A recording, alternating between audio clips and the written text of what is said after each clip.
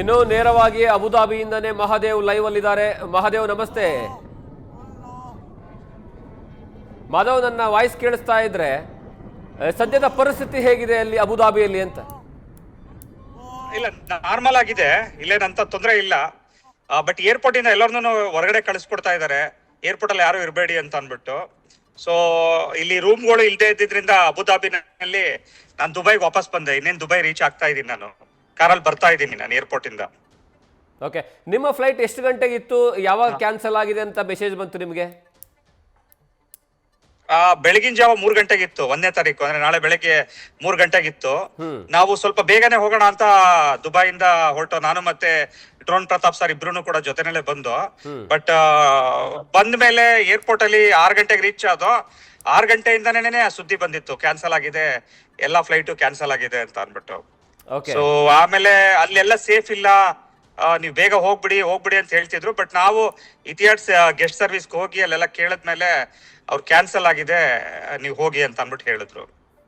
ಏನೋ ದುಬೈನಲ್ಲಿ ಈಗಾಗಲೇ ದಾಳಿ ಆಗಿದೆ ಪಾಮ್ ಹೌಸ್ ಮೇಲೆ ಅನ್ನುವಂತಹ ವಿಚಾರನೂ ಗೊತ್ತಾಗ್ತಾ ಇದೆ.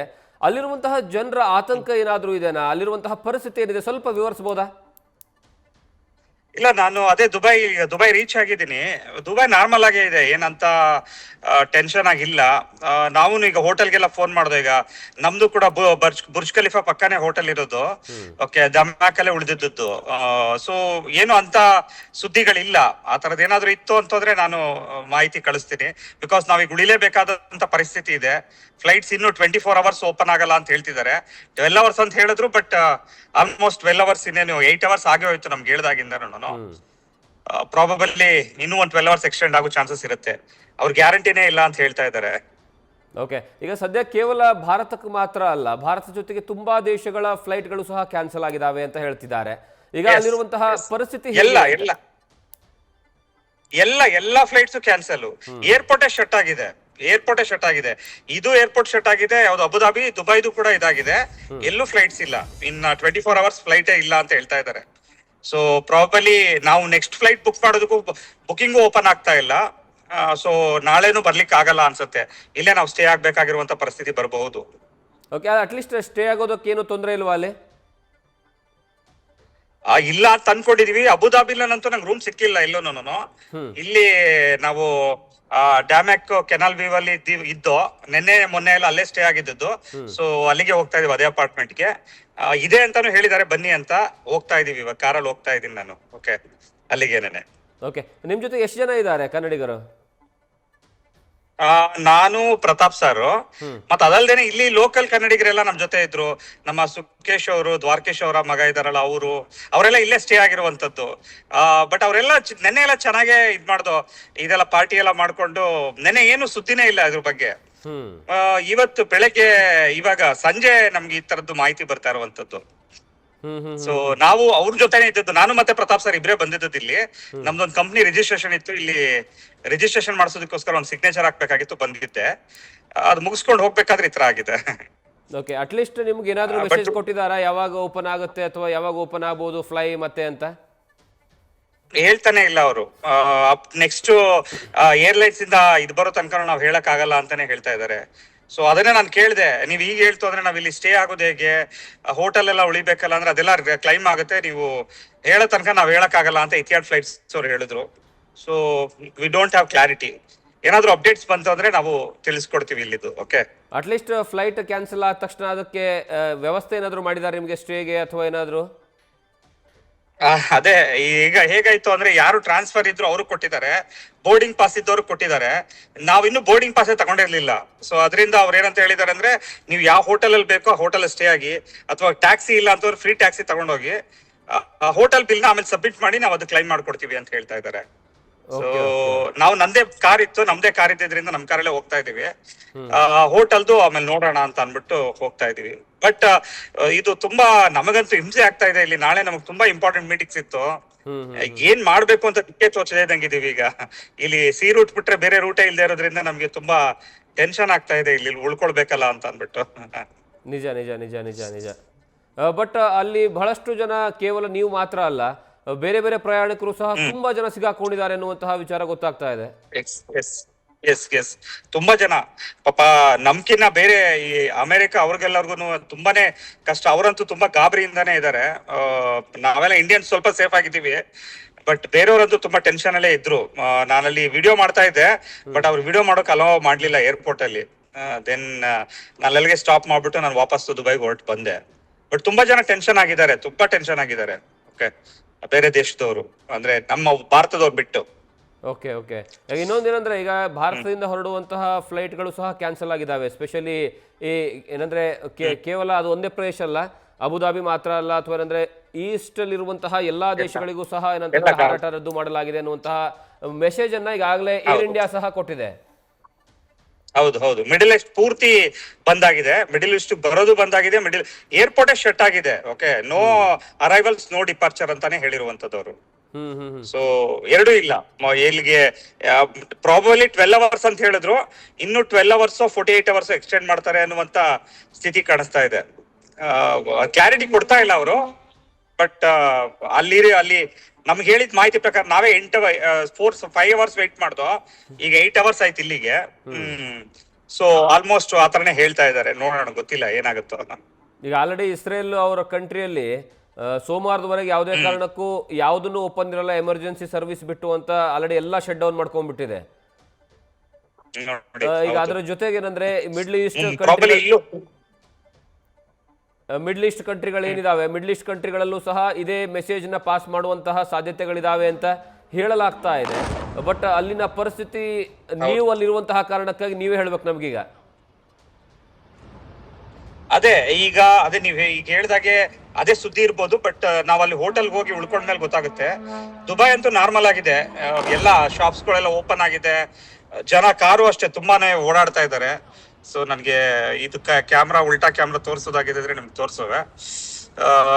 ಯು ಕ್ಯಾನ್ ಸಿ ವೆಹಿಕಲ್ಸ್ ಎಲ್ಲ ತುಂಬಾ ಚೆನ್ನಾಗಿ ಹೋಗ್ತಾ ಇದೆ. ದುಬೈದು ನಾರ್ಮಲ್ ಆಗಿ ಇದೆ. ದುಬೈ ನೀವು ನೋಡ್ಬೋದು, ಕಾಣಿಸ್ತಾ ಇದೆ ಅನ್ಸುತ್ತೆ.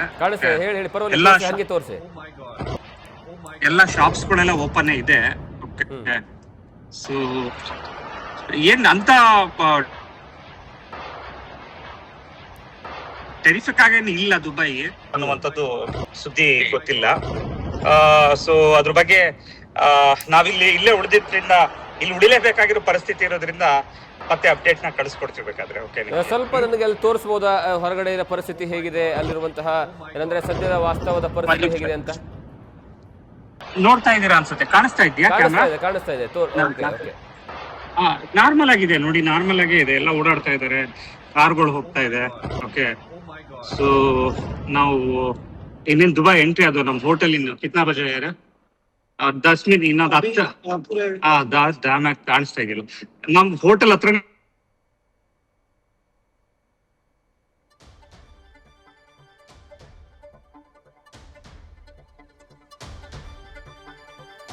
ಬಹುಶಃ ಏನಂತಂದ್ರೆ ಸ್ವಲ್ಪ ನೆಟ್ವರ್ಕ್ ಅಲ್ಲಿ ಸಮಸ್ಯೆ ಅನಿಸುತ್ತೆ. ಆದ್ರೆ ಅವ್ರು ಇನ್ ಡಿಟೇಲ್ ಆಗಿ ಹೇಳ್ತಾ ಇದ್ರು ಯಾವ ರೀತಿ ಆಗಿದೆ, ಯಾವ ರೀತಿಯಾದಂತಹ ಸದ್ಯದ ಪರಿಸ್ಥಿತಿ ಇದೆ ಅನ್ನುವಂತಹದ್ದು. ಮತ್ತೆ ಸಂಪರ್ಕದಲ್ಲಿ ಸಿಕ್ಕಿದ್ದಾರೆ. ಸರ್, ಅದೇ ನೀವು ಹೇಳ್ತಾ ಇದ್ರಿ ಅಲ್ಲಿ ಹೇಗಿದೆ ಪರಿಸ್ಥಿತಿ, ಎಷ್ಟು ನಾರ್ಮಲ್ ಆಗಿದೆ, ನಾರ್ಮಲ್ ಆಗಿ ಜನರು ಎಲ್ಲ ಓಡಾಡ್ತಾ ಇರೋದು, ಅಂಗಡಿಗಳೆಲ್ಲ ಓಪನ್ ಆಗಿರೋದು, ಮಾರ್ಕೆಟ್ ಎಲ್ಲ ಓಪನ್ ಆಗಿರೋದು ಎಲ್ಲವನ್ನ ಹೇಳ್ತಾ ಇದ್ರಿ. ಆದ್ರೆ ಒಂದೇನಂದ್ರೆ ಬೇಸರ, ಬಹಳಷ್ಟು ಜನ ಏನಂದ್ರೆ ತಮ್ಮ ಟ್ರಾವೆಲ್ ಮಾಡಬೇಕು ಅನ್ನುವಂತಹ ಕಾರಣಕ್ಕಾಗಿ ಮುಂಚಿತವಾಗಿ ಪ್ಲಾನ್ ಮಾಡ್ಕೊಂಡಿರ್ತಾರೆ. ಇಷ್ಟು ಗಂಟೆ ಹೋಗ್ಬೇಕು, ಇಷ್ಟು ಗಂಟೆಗೆ ಅಂದ್ರೆ ಅಲ್ಲಿಂದ ಏರ್ಪೋರ್ಟಿಗೆ ಹೋಗ್ಬೇಕು, ಅದಾದ್ಮೇಲೆ ಜರ್ನಿ ಮಾಡಬೇಕು, ತಮ್ಮದೇ ಆದಂತಹ ಕೆಲಸಗಳಿರ್ತವೆ. ಆದ್ರೆ ಈಗ ನೋ ಫ್ಲೈ ಝೋನ್ ಅನ್ನ ಮಾಡುವಂತಹ ಕಾರಣಕ್ಕಾಗಿ ದೊಡ್ಡ ಮಟ್ಟದಲ್ಲಿ ಅಲ್ಲಿರುವಂತಹ ಜನರಿಗೆ ತೊಂದರೆ ಆಗ್ತಾ ಇದೆನಾ ಅಂತ? ಹೌದು, ಎಲ್ಲರಿಗೂ ತೊಂದರೆ ಆಗ್ತಿದೆ. ಈಗ ನಮಗೂ ತೊಂದರೆ ಆಗ್ತಿದೆ. ನಾಳೆ ಇಂಪಾರ್ಟೆಂಟ್ 8 ಮೀಟಿಂಗ್ಸ್ ಇತ್ತು. ನಮ್ಗೆ ಎಷ್ಟು ತೊಂದರೆ ಆಗ್ತಿದೆ ಅಂತ ಹೇಳಿದ್ರೆ ಇದಕ್ಕೇನ್ ಹೇಳ್ಬೇಕು ಅಂತ ಗೊತ್ತಾಗ್ತಾ ಇಲ್ಲ. ಇಲ್ಲಿ ಸುಮ್ನೆ ಬಂದು ಉಳ್ಕೊಳ್ಬೇಕು ಅನ್ನೋ ಪರಿಸ್ಥಿತಿ ಇದೆ. ಇನ್ನು ಬೇರೆಯವರು ಪಾಪ ಇದನ್ನೇ ನಂಬ್ಕೊಂಡ್ ಬಂದಿರುವಂತವ್ರು ಅವ್ರು ಹೋಟೆಲ್ ಅಲ್ಲಿ ಉಳ್ಕೊಳ್ಬೇಕು ಅಂತವ್ರು. ಇಲ್ಲಿ ಕಾಸ್ಟ್ ಆಫ್ ಲಿವಿಂಗ್ ತುಂಬಾ ಜಾಸ್ತಿ ದುಬೈಲಂತೂ. We can't afford. Okay, middle class people ಅಂತೂ ಅಫೋರ್ಡ್ ಮಾಡಕ್ಕೆ ಆಗಲ್ಲ, ಅಷ್ಟು ಕಾಸ್ಟ್ ಇದೆ ಇಲ್ಲಿ. ಅವ್ರ ಕತೆ ಏನು ಅಂತ ಅನ್ಬಿಟ್ಟು ಅವರು ಕ್ಯಾಲ್ಕುಲೇಟ್ ಮಾಡ್ಕೊಂಡು ಬಂದಿರ್ತಾರೆ, ಇಷ್ಟೇ ದುಡ್ಡಲ್ಲಿ ನಾವ್ ಇರ್ಬೇಕು ಅಂತ ಅನ್ಬಿಟ್ಟು. ಸೊ ಅವ್ರಿಗೆಲ್ಲ ತುಂಬಾ ಕಷ್ಟ ಆಗೋ ಚಾನ್ಸಸ್ ಇರುತ್ತೆ.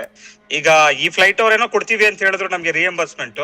ನಮಗ್ ಕೊಟ್ರು ಓಕೆ, ಕೊಡದೋದ್ರು ಓಕೆ, ಏನ್ ತೊಂದರೆ ಇಲ್ಲ. ಬಟ್ ಅದನ್ನೇ ನಂಬ್ಕೊಂಡ್ ಬಂದಿರೋರ್ಗೆ ಅವ್ರು ಯಾವ ತರ ಅಫೋರ್ಡ್ ಮಾಡ್ತಾರೆ ಅನ್ನುವಂಥದ್ದು ನಮ್ಗೆ ಒಂಥರ ಆತಂಕ ಆಗ್ತಾ ಇದೆ. ಬಟ್ ಇಲ್ಲಿ ಹೇಳುವಂತದ್ದು ಏನಪ್ಪಾ ಅಂದ್ರೆ ನಮ್ಮ ನಂಬರ್ನ ನಾವು ಪಾಸ್ ಮಾಡ್ತೀವಿ. ಯಾರಾದ್ರೂ ಆತರ ನಮ್ಮ ಕನ್ನಡಿಗರು ನಿಮ್ಗೆ ತೊಂದರೆ ಆಗ್ತಿದೆ ಅಂತ ಹೇಳ್ತು ಅಂದ್ರೆ ನಾವು ನಿಮ್ಗೆ ಸಹಾಯ ಮಾಡ್ತೀವಿ. ನೀವು ಇಲ್ಲಿ ಉಳ್ಕೊಳ್ಳಿಕ್ಕೆ ಇದಕ್ಕೆಲ್ಲ ವ್ಯವಸ್ಥೆ ಮಾಡ್ತೀವಿ. ದಯವಿಟ್ಟು ನಮ್ಮ ಕಾಂಟ್ಯಾಕ್ಟ್ ನಂಬರ್ನ ನೀವು ತಗೊಳ್ಬಹುದು. ನಾನು ಇಲ್ಲೇನೇನೆ ಬುರ್ಜ್ ಖಲೀಫಾ ಹತ್ರನೇನೆ डैमैक होटल विथ क्या है ना यार उसका किनाल व्यू अपार्टमेंट ಅಲ್ಲಿ ಇರ್ತೀನಿ ನಾನು ಆಯ್ತಾ. ಸೊ ನೀವು ನಮ್ಮನ್ನ ಕಾಂಟ್ಯಾಕ್ಟ್ ಮಾಡಬಹುದು, ನಂಗೆ ವಾಟ್ಸ್ಆಪ್ ಮಾಡಬಹುದು ಆಯ್ತಾ. ಯಾರಿಗಾದ್ರೂ ತೊಂದರೆ ಇದ್ರೆ ಸರ್ ನಿಮ್ಮ ಮುಖಾಂತರ ಹೇಳ್ತಿರುವಂತದ್ದು, ಪಾಪ ಆತರ ಬಂದು ಎಲ್ಲಾದ್ರೂ ಸಿಕ್ಕಾಕೊಂಡಿರೋರು ಇತ್ತು ಅಂತಂದ್ರೆ ದಯವಿಟ್ಟು ನಮ್ಮ ನಂಬರ್ನ ಅವರಿಗೆ ಶೇರ್ ಮಾಡಿ ಆಯ್ತಾ. ಅವ್ರು ಬಂದು ನಮ್ಗೆ ಕಾಂಟ್ಯಾಕ್ಟ್ ಮಾಡಬಹುದು ದುಬೈಲಿ ಇರುವಂತವ್ರು ಬೇಕಾದ್ರೆ. ನಾನು ಮತ್ತೆ ಪ್ರತಾಪ್ ಸರ್ ಇಲ್ಲ ನಿಜವಾಗ್ಲೂ ನಿಮ್ಮ ಈ ಒಂದು ಕನ್ಸರ್ನ್ಗೆ ತುಂಬಾ ಖುಷಿ ಆಯಿತು. ನ್ಯೂಸ್ ಫಸ್ಟ್ ಮೂಲಕವಾಗಿ ನೀವು ಸಹ ಬಹಳಷ್ಟು ಜನರಿಗೆ ಮನವಿಯನ್ನು ಮಾಡ್ಕೊಳ್ಳೋದು ಮತ್ತೆ ಒಂದು ಸಹಕಾರದ ಹಸ್ತವನ್ನು ಚಾಚ್ತಾ ಇದ್ದೀರಾ. ಕಾರಣ ಏನು ಅಂದರೆ ಬಹಳಷ್ಟು ಜನ ನೀವು ಹೇಳಿದಾಗೆ ಒಂದು ಪರ್ಟಿಕ್ಯುಲರ್ ಅಮೌಂಟನ್ನು ಇಟ್ಕೊಂಡು ಹೋಗಿರ್ತಾರೆ. ಅಂದರೆ ಇಷ್ಟರಲ್ಲೇ ಖರ್ಚಾಗುತ್ತೆ, ಇಷ್ಟಿರುತ್ತೆ, ಆರಾಮಾಗಿ ಏನಾದ್ರೂ ಹೋಗ್ಬಿಟ್ಟು ವಾಪಸ್ ಬರ್ಬೋದು ಅಂತ. ಆದರೆ ಈ ರೀತಿಯಾಗಿ ನಡೆದಿರುವಂತಹ ಘಟನೆಯ ಸಂದರ್ಭದಲ್ಲಿ ಅವರ ಪ್ಲಾನ್ ಎಲ್ಲವೂ ಸಹ ರಿವರ್ಸ್ ಆಗುತ್ತೆ, ಎಲ್ಲವೂ ಉಲ್ಟಾ ಆಗುತ್ತೆ. ಅವ್ರ ಕಾಸ್ಟ್ ಆಫ್ ಲಿವಿಂಗ್ ಜಾಸ್ತಿ ಆಗ್ಬಿಡುತ್ತೆ, ಎಕ್ಸ್ಪೆಂಡಿಚರ್ ಜಾಸ್ತಿ ಆಗುತ್ತೆ. ಈಗ ಒಂದ್ 2-3 ದಿವಸ ಇರ್ಬೇಕಂತ ಪರಿಸ್ಥಿತಿ ಬಂತು ಅಂದ್ರೆ ಬಹಳಷ್ಟು ತೊಂದರೆಯನ್ನು ಅನುಭವಿಸ್ತಾರೆ. ಮಾಧವ್ ಅವರು ನ್ಯೂಸ್ ಫಸ್ಟ್ ಮೂಲಕವಾಗಿ ಮನವಿಯನ್ನು ಮಾಡ್ಕೊಂಡಿದ್ದು, ಅವರು ಅಬುದಾಬಿಯಲ್ಲಿರುವಂತಹ ಕಿನಾಲ್ ವ್ಯೂ ಅನ್ನುವಂತಹ ಒಂದು ಅಪಾರ್ಟ್ಮೆಂಟ್ ಅಲ್ಲಿ ಇರ್ತಾರಂತೆ.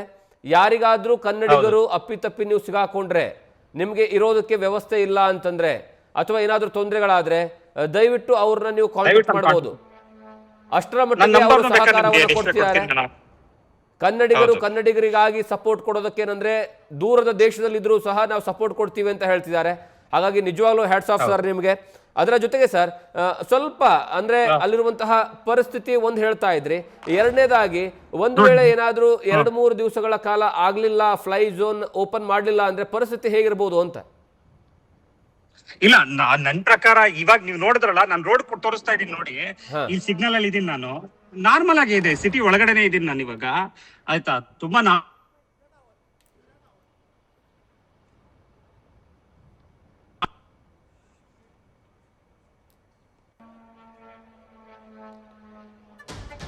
ಅಬುದಾಬಿಯಿಂದ ಲೈವ್ ಬರ್ತಾ ಇದ್ದಾರೆ. ಅಲ್ಲಿರುವಂತಹ ಪರಿಸ್ಥಿತಿ ಹೇಗಿದೆ, ಅಲ್ಲಿರುವಂತಹ ಈಗ ಸದ್ಯದ ಪರಿಸ್ಥಿತಿ ಹೇಗಿದೆ ಅಂತ ಹೇಳಿ ಇನ್ ಡೀಟೇಲ್ ಆಗಿ ನ್ಯೂಸ್ ಫಸ್ಟ್ ಜೊತೆಗೆ ಮಾಧವ್ ಅವರು ವಿವರಿಸುವಂತಹ ಕೆಲಸವನ್ನ ಮಾಡ್ತಾ ಇದ್ದಾರೆ. ಅಲ್ಲಿರುವಂತಹ ಈಗ ಅಲ್ಲಿ ಸಿಟಿಯಲ್ಲಿ ಯಾವ ರೀತಿಯಾಗಿ ಮೂವ್ ಆಗ್ತಾ ಇದೆ, ಲೈಫ್ ಲೀಡ್ ಆಗ್ತಾ ಇದೆ, ಜನರು ಮಾರ್ಕೆಟ್ ಗಿರ್ಕೆಟ್ ಅಂತ ಎಲ್ಲವೂ ಸಹ ಓಪನ್ ಇಟ್ಟಿದ್ದಾರೆ, ಅಂಗಡಿ ಮುಗ್ಗಟ್ಟುಗಳನ್ನ ಓಪನ್ ಇಟ್ಟಿದ್ದಾರೆ. ಯಥಾವತ್ತಾಗಿ ದಿನನಿತ್ಯ ಯಾವ ರೀತಿಯಾಗಿ ನಡೆಯುತ್ತೆ ಆ ರೀತಿಯಾಗಿ ಏನಂದ್ರೆ ಅಲ್ಲಿ ಜೀವನ ಸಾಗ್ತಾ ಇದೆ. ಆದರೆ ಒಂದು ವಿಚಾರ ಏನು ಅಂದರೆ ಅಲ್ಲಿರುವಂತಹ ಫ್ಲೈಟ್ಗಳು ಎಲ್ಲ ದೇಶಗಳಿಗೆ ಹಾರಾಟ ಆಗುವಂತಹ ಫ್ಲೈಟ್ಗಳು ಈಗಾಗಲೇ ಕ್ಯಾನ್ಸಲ್ ಆಗಿದ್ದಾವೆ.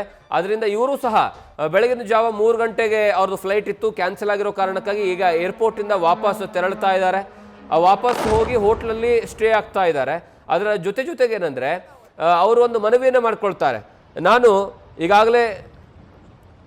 ಈಗಾಗಲೇ ಏನಂದರೆ ಒಂದು ಹೋಟ್ಲಿಗೆ ಹೋಗ್ತಾ ಇದ್ದೀನಿ, ಯಾರಿಗಾದರೂ ಅವಕಾಶ ಬೇಕು ಅಂದರೆ ದಯವಿಟ್ಟು ಕಾಂಟ್ಯಾಕ್ಟ್ ಮಾಡಿ ಅಂತ. ಸರ್ ಇನ್ನೊಂದು ಸ್ವಲ್ಪ ಅದರ ಬಗ್ಗೆ, ಆ ಒಂದು ಪ್ರದೇಶದ ಬಗ್ಗೆ, ನೀವು ಇರುವಂತಹ ಜಾಗದ ಬಗ್ಗೆ, ಅದರ ಜೊತೆಗೆ ಯಾವ ರೀತಿಯಾಗಿ ನಿಮ್ಮನ್ನು ಕಾಂಟ್ಯಾಕ್ಟ್ ಮಾಡ್ಬೋದು ಅಂತ ಸ್ವಲ್ಪ ಹೇಳ್ಬೋದಾ?